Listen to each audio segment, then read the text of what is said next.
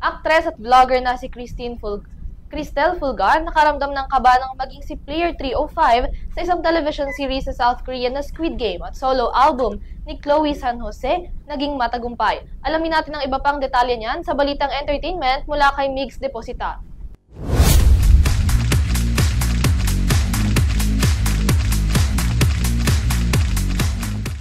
Dumako naman tayo sa mundo ng entertainment. Para sa balitang showbiz, halo-halong emosyon ang naramdaman ng Filipino actress at vlogger na si Cristel Fulgar nang panandalian nitong maranasan na maging si Player 305 sa Squid Game kahit na mock game lang ito.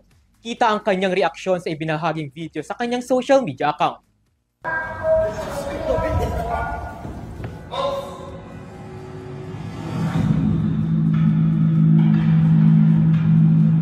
Yan ang binahagi sa social media ni Cristel Fulgar sa kanyang naging experience na maglaro ito bilang isang player sa South Korean survival thriller television series na Squid Game.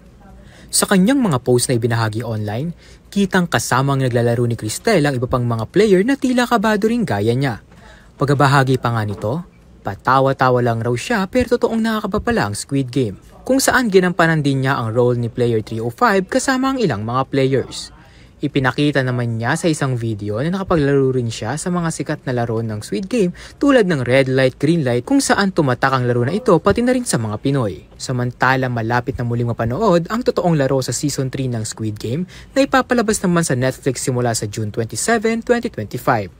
Samantala para sa iba pang balitang showbiz, full support naman si Olympic gold medalist Carlos Yulo sa kanyang girlfriend na si Chloe San Jose sa matagumpay nitong solo album launch.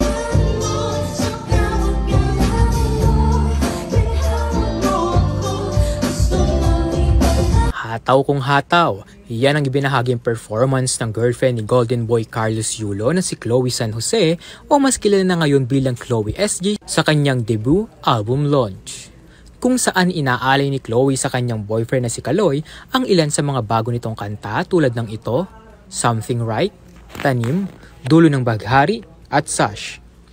Ang naturang album launch ay dinaluhan ng kanyang malalapit na kaibigan, pamilya at mga kanyang tagahanga na nagpakita rin ng suporta kay Chloe.